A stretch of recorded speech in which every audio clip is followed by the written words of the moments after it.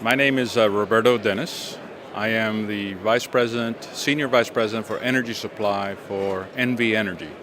NV Energy is the holding company for the electric utilities, the regulated electric utilities in the state of Nevada, and we serve about 90% of the electric load in the state. Okay. Can you give us an idea what the percentages are and the different types of energy sources you use to generate electricity?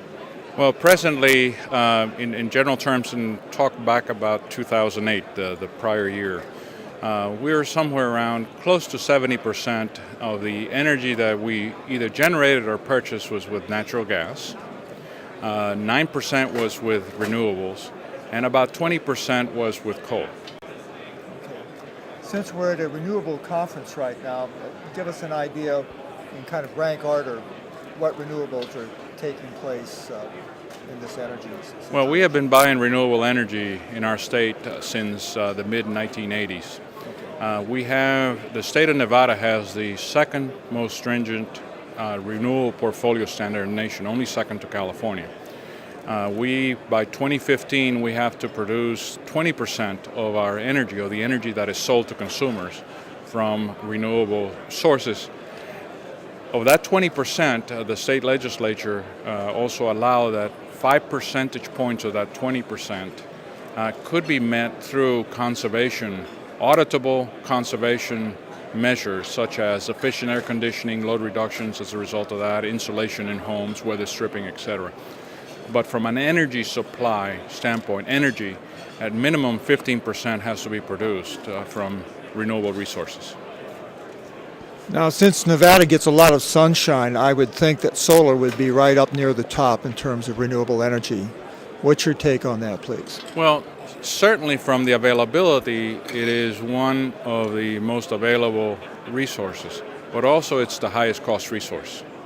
As a result of that, because the renewable portfolio standard is global, applicable to all the renewable sources, also the state legislature has a set aside such that of that 20%, 1% has to come from solar. And the reason that is done is that such that there will be some solar developments which hopefully will lead to price reductions as the industry matures. And we're already seeing that. We're seeing the price of solar already declining, particularly solar photovoltaic is declining in price. It is not yet competitive, for example, with geothermal. Has a long ways to go. And wind resource is something we don't have a lot in this state. We could potentially achieve some wind resources at perhaps a 28% capacity factor, which pales by comparison to what you get in Montana with a 40 to 45% capacity factor of a wind resource. So you can see that in other areas of the country, wind is a lot more bountiful than it is here. So our resources mainly here on the renewable would be, the major sources would be geothermal, yes, and also would be ultimately solar. Where does the biomass fit in here and waste in terms of generating electricity?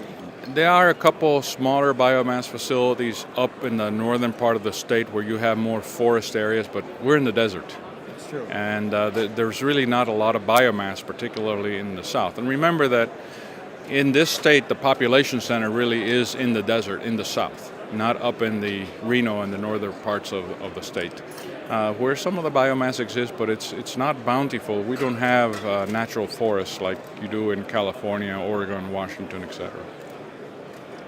Now, I assume you go to several shows like this. What's the importance of this show, this renewable show, coming here to Las Vegas right now? Well, we have a strategy in our company not only to purchase renewable energy to meet the portfolio standard, but also to be investors.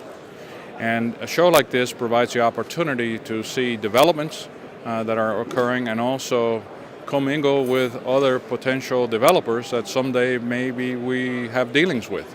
And it's the networking associated with a show like this that is really important.